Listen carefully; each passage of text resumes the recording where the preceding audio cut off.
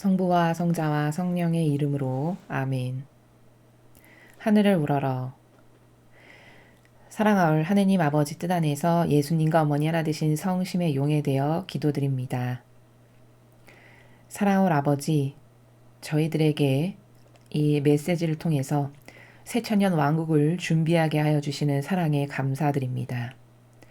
아버지께서 주시는 그 말씀에 아름다운 정신과 그리고 그 고결한 정신세계가 저희들의 것이 될 수 있도록 저희들의 뼈와 골수에 깊이 그 속성을 심어 주시옵소서. 그리고 저희들의 인간적인, 자아적인, 육적 기호에 근거한 이 모든 것들, 즉 진리에 반하는 모든 속성은 모조리 다 뽑아 어머니의 발 아래에 봉헌드리오니 사랑하는 어머니, 마귀들이 가장 무서워하고 두려워하시는 어머니의 위대하신 완덕의 발로 이 모든 악의 속성은 짓밟아 버리시고 아버지께서 주시는 가르쳐 주시는 모든 말씀과 그리고 두 분의 하나 되신 성심, 즉 아버지의 성심으로 저희들의 내면을 머리끝부터 발끝까지 가득히 채워주시옵소서. 이 모든 기도 우리 주 예수 그리스도의 이름으로 기도드리나이다. 아멘. 성부와 성자와 성령의 이름으로 아멘. 안녕하십니까? 하나님의 뜻 선교의 피아수녀입니다. 자, 오늘은 과연 하느님 아버지께서 우리들에게 어떠한 말씀을 주셨을까요? 여러분들과 함께 학습해 보도록 하겠습니다. 2021년 3월 18일 대중을 위한 메시지. 저 모리는 또다시 하느님 아버지의 성심이라고 알게 된 큰 불꽃을 봅니다. 하느님 아버지께서 말씀하십니다. 하느님의 더 큰 영광을 위해 매 현순간을 살아라. 너희의 행동이 나의 계명에 대한 순종을 반영하는 한 너희가 다른 이들을 기쁘게 할 때 너희는 바로 나를 기쁘게 하는 것이다. 절대 다른 이들의 갈망보다 너희 자신을 더 앞세우지 마라. 이것은 때때로 너희의 자유의지의 순교를 요구한다. 너희가 나를 영광스럽게 할 때 나는 지극히 사소한 일에서까지도 언제나 너희를 도와줄 것이다. 나의 뜻에 따라 산다는 것은 너희가 항상 너희 자신의 이익을 도모하기보다는 다른 이들을 기쁘게 함으로써 언제나 나를 기쁘게 하기를 선택한다는 뜻이다. 이것은 종종 너희 자신의 고집을 포기하는 영웅적인 행동을 요구한다. 너희가 이렇게 너희 의지를 포기할 때 내가 너희에게 상을 베풀 것이다. 너희가 다른 이들에게 대우받고 싶은 대로 너희 이웃을 대하여라. 이것이 바로 거룩한 사랑이 명하는 바를 따르는 것이다. 주님의 말씀입니다. 하느님 감사합니다.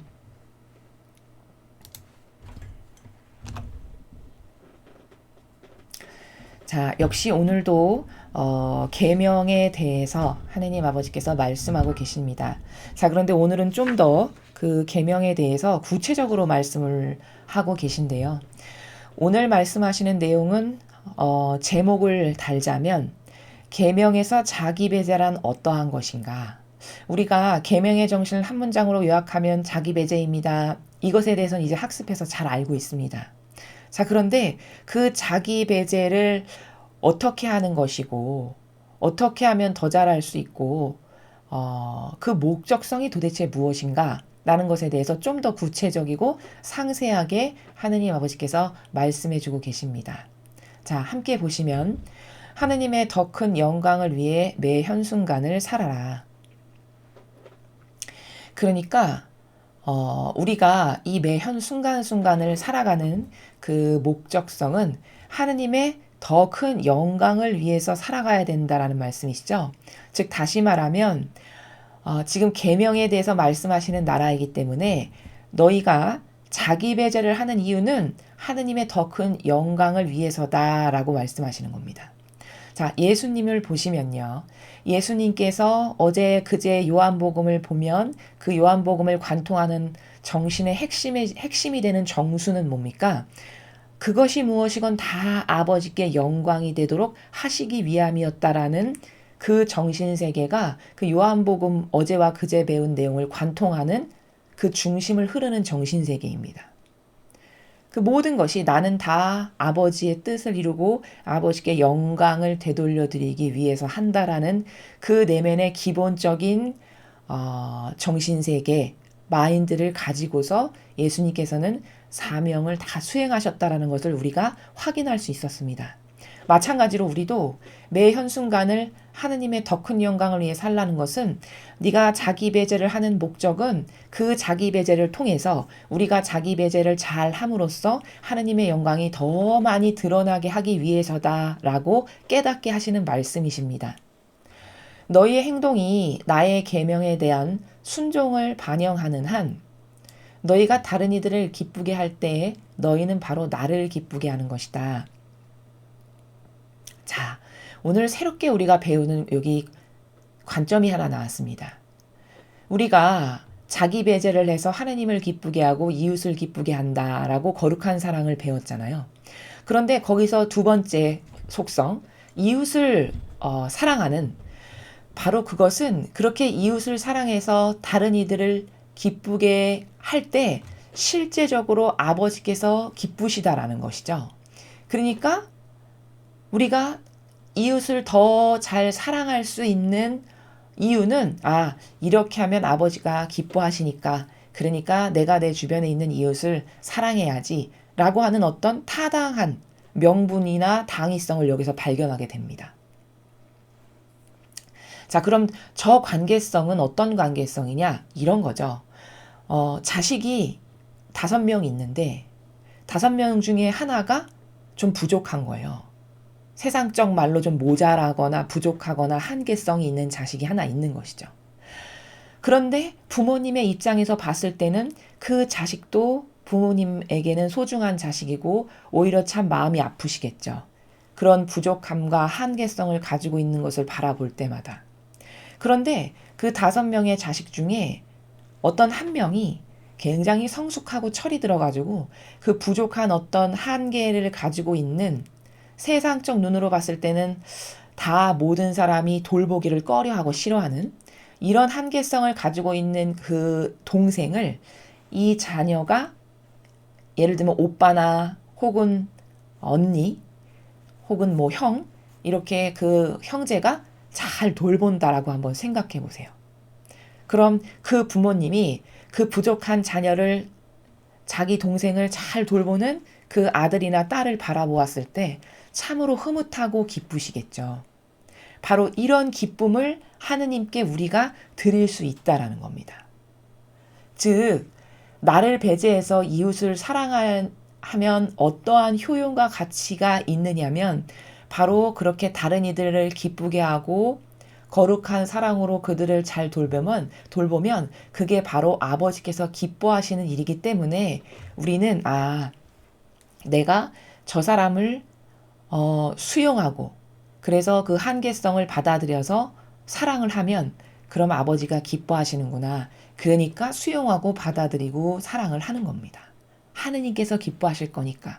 우리도 올바르된 자녀면 그 부족한 동생 하나를 내가 잘 돌보면 엄마가 기뻐하시겠지, 아빠가 좋아하시겠지, 이 생각만으로도 흐뭇하고 뿌듯하고 엄마가 기쁜 것이 곧 나의 기쁨이라면, 이렇게 하나 된 관계성이라면 그 기쁨을 엄마한테 드리기 위해서 잘 돌보겠죠. 마치 이런 것과 같은 관계성이라는 것입니다. 그래서 우리가 그러한 이웃을, 그 한계성을 끌어안고 어떤 한계를 수용을 할 때 그것을 보고 하느님께서 기뻐하시니까 내가 그것을 더 잘해야 되겠다라고 하는 이런 사랑의 관계성의 나라를 오늘 깨닫게 하시는 겁니다. 절대 다른 이들의 갈망보다 너희 자신을 더 앞세우지 마라.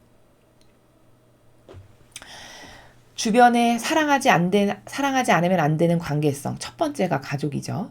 자, 그 가족이 아버지께서 예수님을 통해서 말씀하신 이웃입니다. 원수를 사랑하라 할 때 그 첫 번째 가족이 바로 사랑하지 않으면 원수 관계가 되는 첫 번째 이웃입니다. 자, 그런데 그들을 사랑할 때 그들의 갈망, 그들이 원하는 것, 그들이 바라는 것이 있어요. 근데 그들이 원하고 바라는 것이 있을 때 그 원하고 바라는 것을 너희들이 들어주거라. 너의 어떤 의지나 너의 뜻을 그 갈망보다 더 앞세우고 내밀어서 야, 이렇게 해야 되는 게 맞잖아. 이렇게 하기보다는 그들이 원하고 바라는 것을 들어주어라 라고 이렇게 말씀하시는 것이죠. 이게 진짜 사랑이죠. 왜? 사랑은 그 상대방을 위한 것이니까요. 그런데 이것은 때때로 너희의 자유의지의 순교를 요구한다. 그렇겠죠. 나도 내가 좋아하는 어떤 기호나 정서가 있잖아요. 그도 그가 좋아하는 기호와 정서가 있듯이, 그쵸? 근데 그를 사랑하려면 내 기호나 정서를 꺾고 없애버리고 그를 존중하는 마음으로 그가 원하는 것을 해주라는 말씀이시죠. 그러면 나의 기호나 정서나 내가 좋아하는 것, 이런 나의 자유의지에서 반로되는 걸 내가 스스로 꺾어야 되니까 그것을 바로 자유의지를 순교하는 것을 요구한다라고 말씀하시는 겁니다. 이렇게 남을 사랑한다는 것은, 이웃을 사랑한다라는 것은 순전히 자기 배제가 들어갔을 때만 사랑할 수 있는 것이고, 여기 지금 이 나라가 다 자기 배제잖아요. 자기 배제하지 않고는 절대 사랑할 수 없겠죠. 그를 기쁘게 하고 그가 원하는 것을 해주거라 하는데 어떻게 자기 배제를 안 하고 이걸 이루어질 수 있겠습니까? 그렇죠. 그러니까 거룩한 사랑의 기본 베이스는 자기 배제라는 겁니다. 그리고 그들을 위해서 너가 너의 자유의지도 순교하고 그들이 원하는 것을 들어주는 것을 내가 이렇게 유심히 바라볼 때, 아, 참, 쟤는 나를 진짜 사랑하는구나. 내가 이렇게 하면 기뻐할 것을 알고 자기가 원하는 것이 있음에도 불구하고 포기하고 나를 기쁘게 해주려는 마음으로 그 옆에 이웃을, 가족을 저렇게 사랑하는구나 라고 기쁘게 생각하시고 그것을 인정해 주신다라는 말씀이십니다.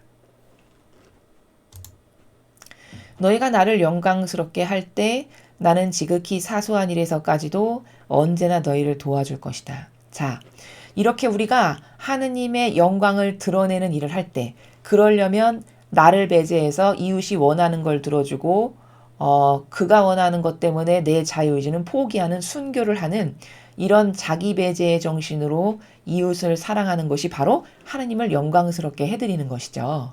그렇게 너가 너의 자유의지를 순교하는 마음으로 꺾고 남을 위해서 희생과 고통을 사랑하는 마음으로 그렇게 거룩한 사랑을 실천하는 것을 내가 볼 때 나는 지극히 사소한 일에서까지도 언제나 너희를 도와줄 거다. 아, 이렇게 하느님을 기쁘게 해드리기 위해서 자기의 자유의지를 꺾는 자녀가 있으면 그 자녀가 무엇을 하건 아무리 작고 사소한 일에 있어서까지도 항상 도와주신대요. 이런 상급을 주시겠다라는 말씀이시죠. 천상의 나라는 제가 누누이 말씀드렸지만 공짜는 없습니다. 어떤 희생과 고통이 들어가면 아버지께서는 반드시 그것에 대한 은총의 대가를 주십니다. 지금 이 문장도 같은 나라의 그 아버지의 다스림을 말씀하시는 것이죠. 나의 뜻에 따라 산다는 것은 너희가 항상 너희 자신의 이익을 도모하기보다는 다른 이들을 기쁘게 함으로써 언제나 나를 기쁘게 하기를 선택한다는 뜻이다. 하나님의 뜻 안에서 사는 게 중요하다. 하나님의 뜻을 실천한다. 이 말은 우리가 잘 합니다. 자주. 근데 구체적으로 그게 뭔지는 잘 모르기 때문에 이렇게 상세하게 말씀을 하시는 거죠. 지금 여기 보면 나의 뜻에 따라 산다는 것은, 즉 하나님의 뜻 안에서 산다는 것. 말은 멋있고 좋죠. 그럴듯하고 있어 보이고. 근데 그걸 실제적으로 행동으로 옮겨야 되잖아요. 그럼 도대체 하나님 뜻 안에서 산다는 게 실제적으로 옮기는 건 뭘까? 그것은 내 자신의 이익은 포기하는 거예요. 무슨 일에서나. 나 자신의 이득은 포기하고 다른 사람들을 기쁘게 하는 겁니다. 그럼 그렇게 함으로써 남을 기쁘게 하는 것이 얘들아 곧 나를 기쁘게 하는 것이란다. 앞에서 이렇게 말씀하셨죠. 부모 자식 간의 관계에서 제가 비유를 들어서 왜 그러한가를 말씀드렸죠. 곧 그렇게 부족한 한계적인 어떤 수용할 수 없는, 그러나 그것을 나의 이득을 포기하면서까지 그를 수용하고 받아들이고 사랑하는 어떤 이런 희생의 정신, 그런 거룩한 사랑, 그것을 수행하면 그게 곧 하느님을 기쁘게 하기를 선택한다는 것이고, 이렇게 나를 포기하고 이웃을 사랑하는 정신을 실천하는 사람은 하느님의 뜻 안에서 사는 사람이라는 겁니다. 이게 실제적인 거라는 거예요. 말로만 그렇게 하는 것은 완성이 아니라는 것이죠. 이것은 종종 너희 자신의 고집을 포기하는 영웅적인 행동을 요구한다. 그렇죠. 내가 원하는 것도 있잖아요. 또 내가 옳다라고 고집할 것도 있겠죠. 그럼 내가 원하는 것, 내가 옳다라고 고집하는 것, 내가 맞다라고 생각하는 것을 다 포기하고 버려야 돼요. 이웃을 사랑할 때는. 그래서 너희 자신의 고집을 포기하는 영웅적인 행동이라고 하셨어요. 왜 영웅적인 행동이죠? 요즘 세상에 이렇게 남을 사랑하기 위해서 자기 자신을 포기하는 사람이 없으니까 그게 영웅적인 행동의 비길만 하죠. 또 이렇게 남을 사랑하기 위해서 자기 자신을 이득을 포기하고 버린다는 것은 요즘같이 이기적이고 자기밖에 모르는 사욕과 욕망으로 가득한 이런 시대에서는 이런 것을 실천하는 것이 굉장히 어렵죠. 쉬운 일이 아니죠. 그러니까 영웅적인 행동인 겁니다. 또 인간은 그 원죄라는 것으로부터 파생되어 나온 죄악의 존재 자체이기 때문에 자기가 스스로 좋아지는 것을 너무나도 쉽게 선택하죠. 마치 밥 먹으면 젓가락 드는 것이 너무 당연한 것처럼 이런 관계성입니다. 자기가 스스로 좋아지는 것을 선택하는 것이. 근데 그걸 안 해야 되니 예를 들면 마약 중독 환자가 그 마약을 끊는 게 얼마나 어려울까요? 이런 경향과도 같은 것이거든요. 자기가 좋아지는 것을 선택한다는 것이 인간에게 있어는. 그러니까 이런 경향을 끊어버려야 되니까 얼마나 힘들겠어요. 그러니까 영웅적인 행동입니다. 너희가 이렇게 너희 의지를 포기할 때 내가 너희에게 상을 베풀 것이다. 그러니까 이게 이렇게 지금 시대에는 어렵고 모든 사람이 다 사욕과 욕망으로 자기가 좋아지는 거면 나라도 팔고 기업도 팔고 심지어 가족도 팔아넘길 만큼 이 정도로 사악하고 역겨운 시대이기 때문에 이렇게 남을 사랑하기 위해서 자신을 포기하는 행동이 상을 받을 만큼이에요. 왜? 이건 곧 계명을 실천하는 것이고, 즉 계명을 실천하는 정신의 근본은 자신을 포기하는 거잖아요. 자기 배제. 자기 배제를 완성한 사람이고, 자기 배제를 했다라는 것은 이제 예수님이나 성모님께서 살아가셨던 정신세계로 나아갈 수 있는 기본이고 근본이 되는 겁니다. 그러니까 그런 사람에게는 상을 베푸시겠다라고 말씀하셨어요. 너희가 다른 이들에게 대우받고 싶은 대로 너희 이웃을 대하여라. 이것이 바로 거룩한 사랑이 명하는 바를 따르는 것이다. 그러니까 남에게 사랑받고 싶고 괜찮은 사람으로 대우받고 싶고 존경할 만한 인물로 존경을 받고 싶다. 내가. 그렇다면 그런 존경이나 사랑을 받고 싶은 것처럼 내 스스로가 나를 생각했을 때 이웃도 그런 마음의 나라에서 그런 마음의 정서에서 그런 사랑의 나라에서 대하라는 거죠. 이걸 성경에서 예수님께서는 받고 싶은 대로 해주어라 라고 하시죠. 그 말씀을 지금 아버지께서도 하시는 겁니다. 왜냐? 내가 그렇게 남에게 희생적인 고통을 사랑하고 희생을 사랑하는 마음으로 나를 배제한 자기 배제를 행한 사랑을 남에게 베풀었을 때야만이 나도 그런 사랑을 받기에 합당해지는 것이죠. 나도 그런 존경과 사랑을 받기에 합당해지는 것이죠. 내가 그렇게 베풀었으니까. 그러니까 아버지께서는 네가 먼저 그렇게 베푼다면 너도 다른 사람들로부터 그런 사랑이나 존경과 존중을 받기에 합당하지 않니? 그러니까 너가 먼저 다른 사람들한테 그렇게 대해주거라. 자기 배제의 나라에서 나를 기쁘게 하기 위해서 사랑을 베푸는 이 정신을 실천하거라. 이렇게 말씀하고 계십니다. 자, 우리는 어제까지는 계명은 자기 배제다. 자기 배제를 한 사람은 천상에 간다. 그러나 자기 배제의 사랑을 실천하지 못한 사람은 절대 천상에 직행해서 갈 수 없다. 이런 내용에 대해서 계속 배웠습니다. 근데 오늘은 똑같이 자기 배제고 계명의 정신인데 그 자기 배제를 한다라는 것은 도대체 어떤 목적성으로 그 자기 배제를 한다는 것은 효용과 가치가 무엇이며 어떻게 하는 것인가 라는 것에 대해서 좀 더 구체적으로 하느님 아버지께서 말씀해 주고 계십니다.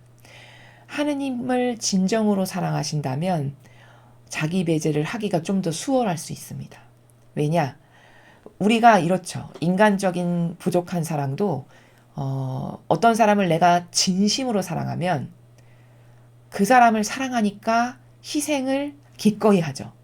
예를 들면 부모님께서 자식을 진정으로 사랑하니까 자식을 위해서라면 목숨을 내놓는 것도 아깝지 않게 희생을 마다하지 않는 건 진짜 진심으로 진정성의 나라에서 사랑하시기 때문이잖아요.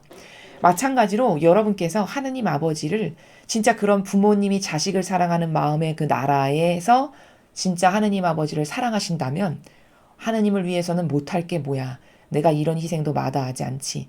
이런 정신이 나올 수밖에 없죠. 자식을 위해서 무슨 희생이건 다 하는 것처럼.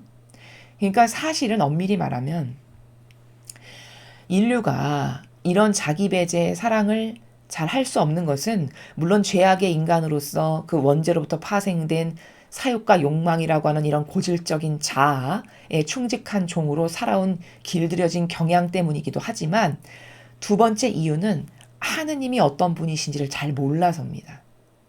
하느님께서 얼마나 아름답고 고결하시며 우리에 대한 그 애끓는 들끓는 사랑이 마치 가슴을 도려내는 것과 같은 그런 애끓는 사랑으로 우리를 사랑하신다는 이런 어떤 진실과 사실을 더 많이 깨닫고 발견하게 된다면 아마 인류 중에 하느님 아버지를 사랑하지 않을 사람은 없을 겁니다. 그러면 하느님을 진정으로 사랑하게 되면 마치 부모가 자식을 위해서 목숨을 내놓아도 아깝지 않게 여기는 것처럼 그런 희생이 나도 모르게 나올 수밖에 없습니다. 진정으로 사랑한다면. 그러나 진정으로 사랑하지 않으니까 그런 희생을 할 수가 없는 거죠. 그런 이유도 또 존재한다는 겁니다.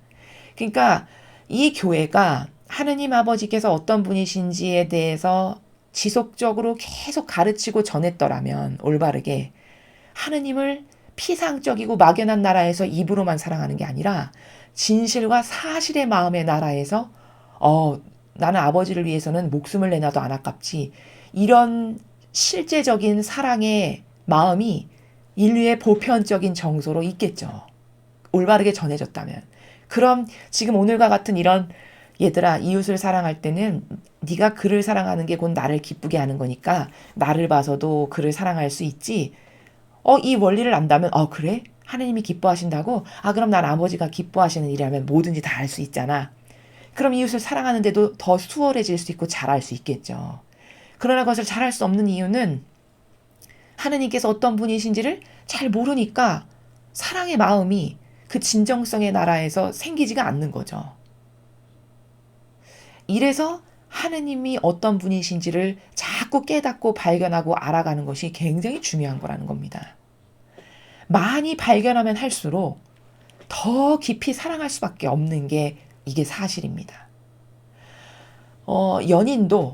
연인의 남녀 간의 관계도 어떤 서로가 서로를 진정성의 나라에서 사랑을 하는 그 순도와 질, 그 효용과 가치가 더 깊어지고 무르익는다는 것은 서로가 서로를 점점 더 잘 알아가게 될 때. 근데 그것이 진리라고 하는 그 나라에서 저 사람이 더 좋아지고 기뻐하고 행복해지게 하려면 내가 뭘 해주면 더 좋아지고 기뻐하고 행복해질까? 이런 것을 계속 서로가 서로를 위해서 추구한다면 그 사랑은 더 깊어질 수밖에 없겠죠. 바로 이런 진실한 사랑의 나라의 효용과 가치와 깊이와 질과 양을 높인다는 것은 알을 수 있을 때만, 그 진실의 속성을 알 수 있을 때만이 이게 더 깊어질 수 있다라는 말입니다. 그래서 우리는 진리를 배우는 이유가 이 진리를 통해서 하느님께서 도대체 인류를 어떻게 사랑하시는지, 어떤 마음으로, 그것은 예수님께서 하신 희생을 보면 어떤 마음으로 어떤 나라에서 우리를 사랑하시는지 알 수 있어요.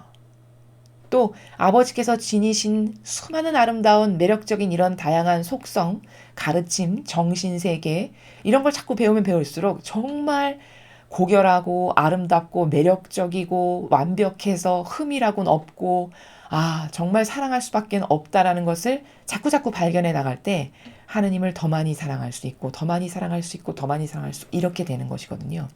그러면 하느님 아버지를 사랑하는 그 순도에 따라서 우리가 아버지가 기뻐하시는 일이라면 내가 순교라도 할 수 있어. 목숨을 내라도 안 아깝지. 이렇게 되는 것이라는 겁니다.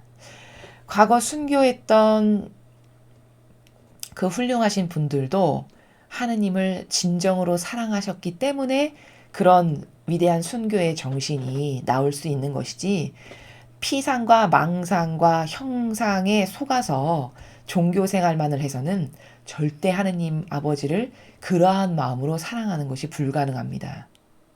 그래서 언제나 여러분께서는 홀로 조용히 기도를 하시거나 어떤 조배를 하실 때도, 아버지, 제가 아직 어리석고 아둔하고 눈과 귀가 덜 열려서 본질의 나라를 잘 보지를 못합니다.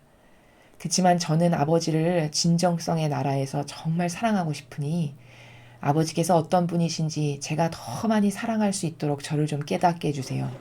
이런 다양한 기도를 여러분께서 스스로 바치심으로써 더 아버지께 가까이 다가가는, 그래서 아버지의 지극히 고결하신 아름다운 그 다양한 속성에 매료되어서, 아, 진짜 하느님을 위해서 나의 모든 것을 바치는 것보다 더 소중하고 고결하고 아름다운 가치는 없구나. 이 답을 얻으셨으면 좋겠습니다. 인간은 의미적 존재이기 때문에요. 훌륭한 사람이라면 어떤 올바른 의미를 하나 발견하면 그것을 해서 목숨을 거는 것이 가능합니다. 예를 들자면 과거 우리의 그 할아버지 할머니들의 세대에서는 전쟁이 많이 있었는데, 그 월남전 같은 전쟁을 참전하신 용사분들의 말씀을 이렇게 들어보면, 그거 뭐 내 부모가 관련된 것도 아니고 내 자식이 관련된 것도 아니고 피를 한 방울 나누지도 않은 남이잖아요, 남. 근데 어떻게 그렇게 용감무쌍하게 남의 나라에 가서 전쟁을 하고 목숨을 걸고 그 사람들을 살리고 이런 거를 어떻게 할까? 이런 것을 인터뷰하시는 것을 제가 본 적이 있는데 그런 말씀을 하시더라고요. 내가 그렇게 올바른 어떤 목적이랄까? 올바른 정신을 위해서 나의 목숨 하나를, 나의 희생을 바친다라는 것에 자부심을 느끼신대요. 그것에 큰 의미를 두신다라는 말씀을 하시는 것을 제가 봤습니다. 우리나라도 마찬가지죠. 우리나라 6.25 전쟁 같은 이런 힘겨운 싸움을 벌였을 때 미국을 포함한 동맹국이 와서 도와줬잖아요. 그럼 그 사람들의 입장에서는 피 한 방울 나누지 않은 남입니다. 그런데 어떻게 남의 나라에 와서 목숨을 걸고 싸우는 것이 가능한가? 이것은 순전히 인간이 의미적 존재임을 나타내는 반증이거든요. 올바른 의미를 위해서라면 정의가 살아있는 사람은 목숨을 내놓는 걸 아까워하지 않습니다. 그럼 이렇게 죄인인 영혼을 위해서도 목숨을 내놓는 걸 아깝게 여기지 않는 의미적 존재라면 완벽하고 온전하고 흠결사항이라고는 아예 티도 흠도 찾아볼 수 없고, 게다가 우리를 위해서 하나뿐인 외아들까지도 내놓으신 아버지를 위해서 목숨을 내놓는 게 왜 어려울까요? 그렇죠. 이건 순전히 여기에 오해가 있기 때문인 것이거든요. 사랑이라는 것에 대해서 굉장히 이상한 기호와 경향과 착각과 오해로 가득하기 때문이라는 것이죠. 그런 죄인을 위해서도 목숨을 내놓는다면, 아니 하느님 아버지와 예수님과 어머니를 위해서 목숨을 내놓을 게 그게 어려울 게 뭡니까? 오히려 목숨을 내놔도 본전밖에는 안 되죠. 왜? 아버지께서 먼저 목숨을 내놓으셨잖아요. 하나뿐인 아드님을 보내주셨죠. 산희생제물로 희생을 시키셨죠. 그렇기 때문에 내가 하나님을 사랑하지 못하는 것은 내가 하나님께서 어떤 분이신지를 잘 모르고 나의 사고방식 안에 사랑에 관련된 이상한 갖가지 오해가 있어서구나.